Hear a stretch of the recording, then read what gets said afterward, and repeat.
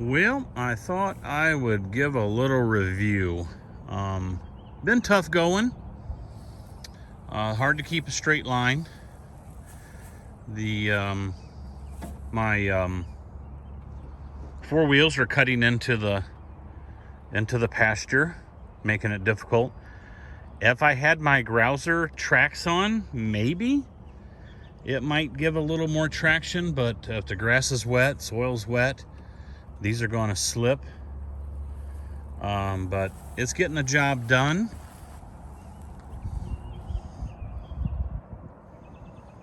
If I had it to do over again, I think I would rent a dedicated machine,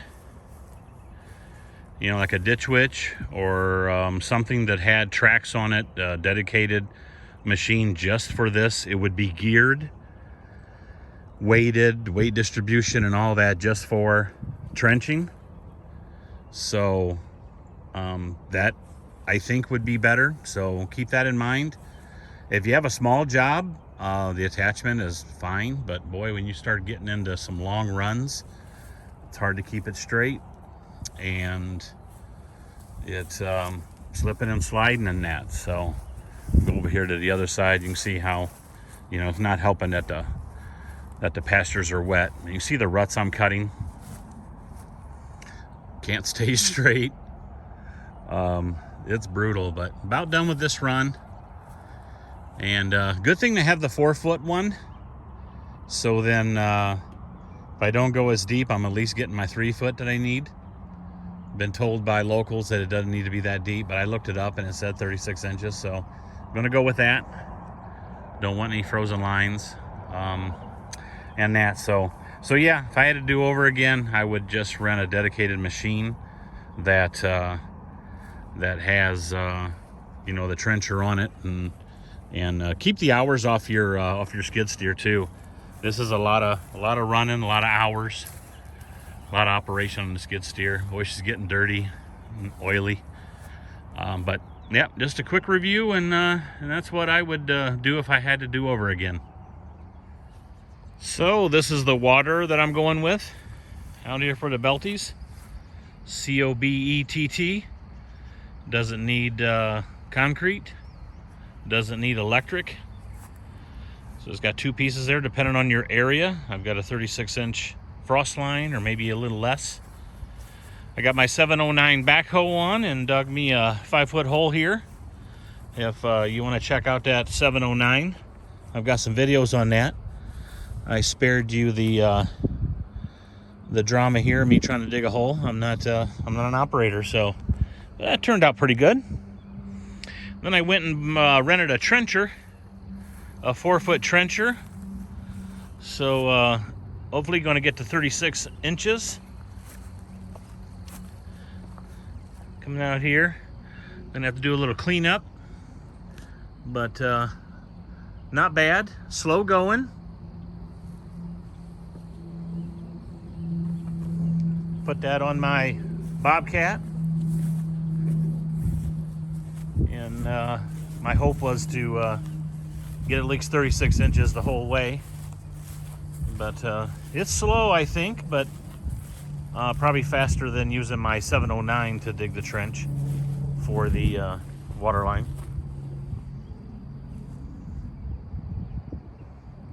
Plenty deep enough.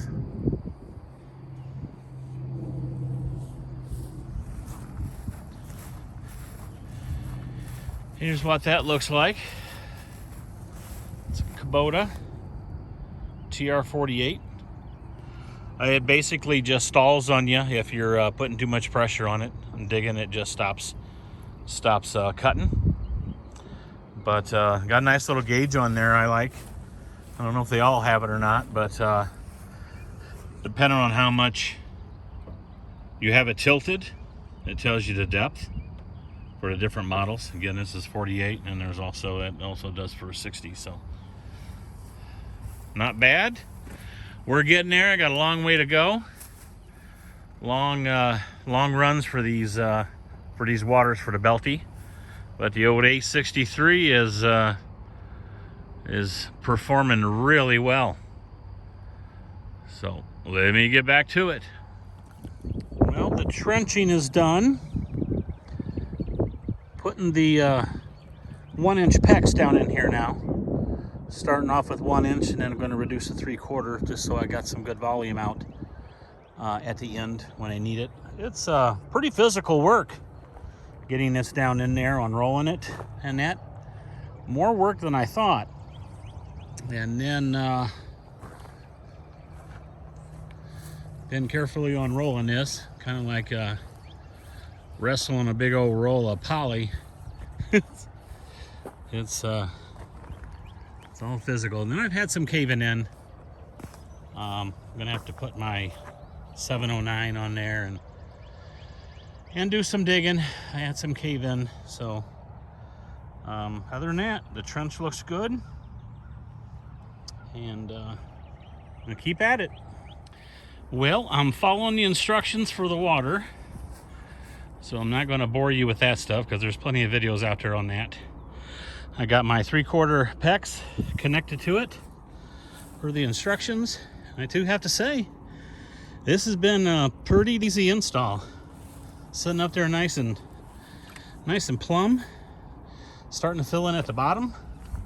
We got a thunderstorm coming tonight, rain tomorrow, so I'm trying to beat it. It's some tough soil though, a lot of clay. But all in all, been a very easy install so far. It's going to fill that up about 26 inches from the top.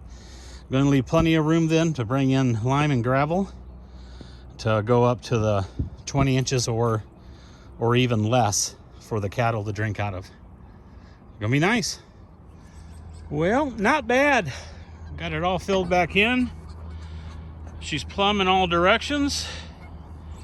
And well, that's some lumpy clay dirt, but well, I tell you, I do recommend them. So far, the install was sweet. And there's the name of it. Got the lid on it until I get the water pumping. So this is the first of the frost-free hydrants that I'm going to install. And basically, I'm going to install them all the same. So I've got a T down there transitioning from the 1 inch to the 3/4, and then coming over here to this hydrant. And I know some people does a 5-gallon bucket deal, which looks pretty interesting, but you know, there's only this much water in it for the pipe that needs to be evacuated. So I'm putting some geofabric down there and some river rock to create that area for the water to escape, and then going to fold that geofabric over, fill it over with dirt, and I think that'll be good. But that's how I'm doing it. But just wanted to let you know and see how these are going. I'm going to install 4 total, but I wanted to show the details here. Geofabric down there with the rocks for the drainage. And so, well, that looking really good. I'll fold that geofabric over and fill it with dirt, and I think we'll be good to go. Nice and straight. Yeah, we'll be good. Well, the puppies have got the geese upset, but hopefully you'll be able to hear me over this. Here's the water basin. I've been calling it a cistern, but probably the correct name is a water basin. There is 6 foot of water down in that, and you can see how big this is. Let me get a tape measure across it. So probably 48 inches inside diameter of the concrete rings. And the water supply line to the original homestead looked to be about 20 inches below the ground, so that's promising that the frost line isn't too deep here.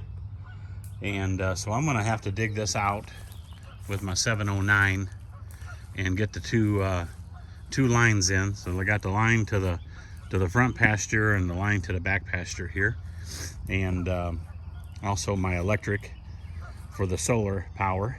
And so I just wanted to show you the water basin here. That's what I'm gonna be pulling the water out of for irrigation and the cattle. So I'm gonna get digging and put some valves in and a T. I'll be back. Well, I got the valves in. Also going to put in an irrigation box there. I made it longer by finding a Rubbermaid tote and screwed it together so it can stick down there further in the ground, keep the dirt out. And boy, I tell you what, I wouldn't wish this on anyone. That is some nasty mud when it gets wet. Okay, so here's the pump. I'm putting on some stainless steel cable, be able to pull her back out. You can see how that 1-inch PEX goes right in really nice. There's the check valve and the pressure switch down there that's needed for this installation, because I'm going into cattle waters, and they've got all that in their instructions. Be sure to wear gloves when handling the pump. It will get you. It'll scratch you. You think you'd be had a fight with a cat when you're done. And so I'm gonna do the wiring per instructions. Drop that pump down in there, and all that'll be done. So this is my first time using PEX, and I just wanted to point this out because I had no idea of it, and looks like I got lucky by going with the 1-inch PEX. I thought the 1-inch would be more beneficial than 3/4. So they send you a 3/4 hose barb that's used with black poly. If you look at that, so this is a 1-inch PEX. If you look at the two sizes, they're really close. And then another thing I noticed is comparing, this is 3/4. So possibly the black poly uses the ID as a size and PEX uses the OD as a size, but they call this 3/4, and you can see it's about the same size as that barb. And then the 1-inch, you know, that barb would go into it. Now, of course, you wouldn't use that with the PEX. You use a PEX fitting and a crimp. But I just wanted to point this out, that I was not aware of this. So if you're not going to use the black poly, I decided to go with PEX, but I didn't know the size is going to work out that way. But it seems to be the 1-inch PEX is very close in size to 3/4 black poly, unless I have that wrong. Please let me know if I do. Okay, all done in here, not too bad. I used a 2-inch piece of PVC as a pole to go down into the basin to hold the pump up. You can see the stainless steel cable there, keeping the pump off the base of the basin. The stuff you see floating around in the water is this can of foam stuff I used to shoot in here to seal this pipe up in there, and I got some floating around here on the water. I'm gonna have to get I guess an insect net for a pool or something and fish that out. But I got my pump wired in, I got the pressure switch wired in. You can see everything here is above water level, so even the joint doesn't get down below it. This was a little big in my opinion, much bigger than I needed. But I still tried to shrink it down, but it's just so large. So I also got a couple loops of PEX going there. The idea there is if I ever need to pull this pump out, you know, I don't need to cut the PEX and pull it out in that. I can just you know, rotate this loop and pull the pump out. Kind of gives me some flexibility there. Again, there's 6 foot of water in here. So this is probably 10 foot to the ground down there. So I'm not going to have any freezing from the thermal heat that comes up in here. If you're thinking if we were colder, you know, we might get a little freezing in this upper PEX loop, but not in southern Indiana here. But looks good. All the work now is solar panels, batteries, and controller. So the instructions for installing are pretty good. So I'm just going to give you a time lapse of that instead of wasting your time with going through that. There's good instructions out there already for that.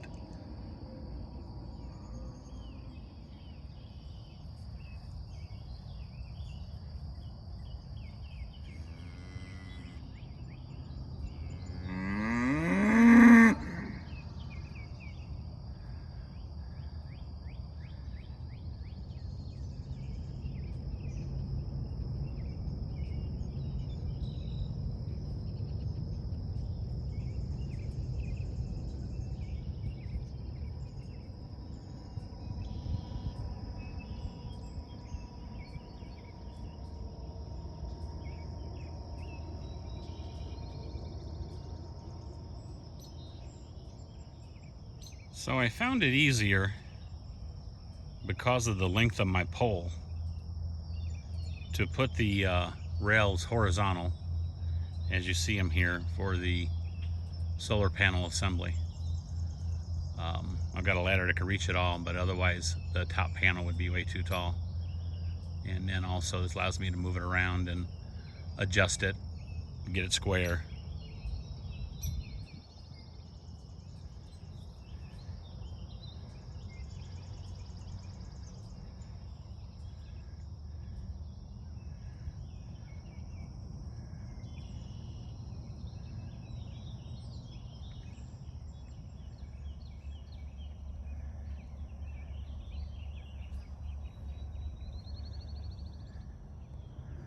All right, up to this point, everything is solar. It's running good. Got water out at my hydrants, and I got water in my front pasture cow water. So, excellent. Next is the batteries. All right, so one thing that RPS doesn't provide is some kind of battery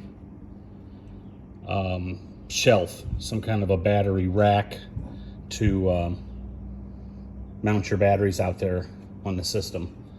So I've got very limited fabrication because of the move, and I don't even have a place to plug in a welder, so I'm having to come up with some assembled items. So this is basically just a pipe clamp that you would use to keep something like that 4-inch pipe from sliding through a floor. So it's just like a plumbing pipe clamp that I painted to match the pole. And I can put links to all this down below the video if anybody's interested. And then I found these on Amazon, these battery shelves that are used for stock cars and custom building and such. But again, this is going to be, on that pole out there, and there's not going to be any G-force, there's not going to be any bouncing or anything, so it's just going to be mounted.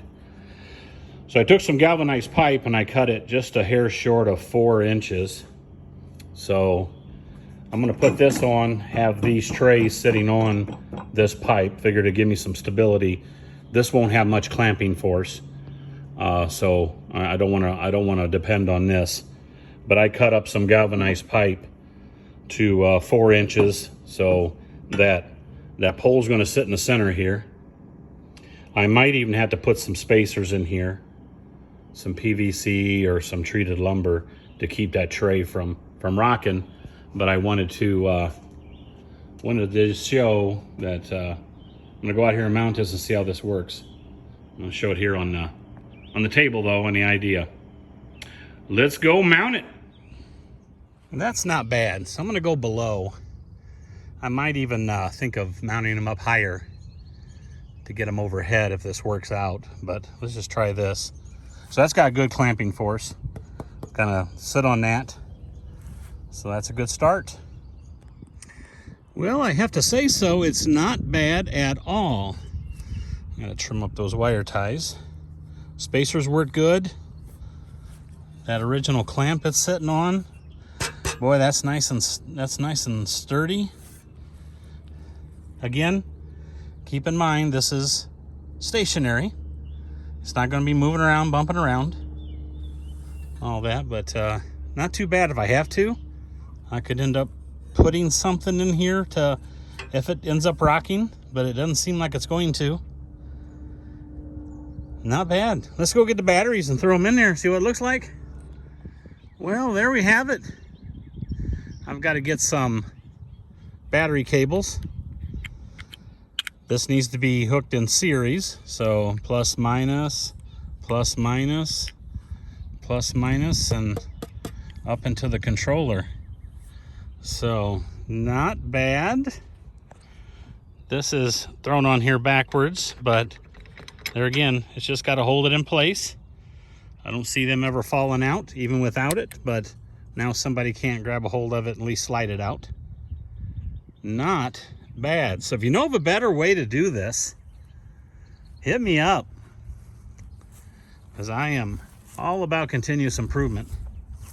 But all in all, for buying some assembled parts and throwing it together, that is not bad at all. Yep, so awesome. Now to get some cables. Well, it took me half a day, but there it is. Pretty darn good. I'm very happy with it. Good instructions, good system. Got the batteries installed, went and got some 10 gauge wire to make that happen. Trying to make sure everything's all tidied up and drip and that. I'd probably get some kind of banding to take the place of those wire ties, because those will depreciate in the sun. That needs moved from like 10 degrees to 50 from summer to winter, where I'm located here. You can do that manually, but it's nice to be able to move that to get the maximum. And the seal tight worked good. I looped it over for a drip so water don't get in it, but it is very nice. I'll go show you the end result at a hydrant. Here we are. Now that is 1-inch PEX to this frost-free hydrant.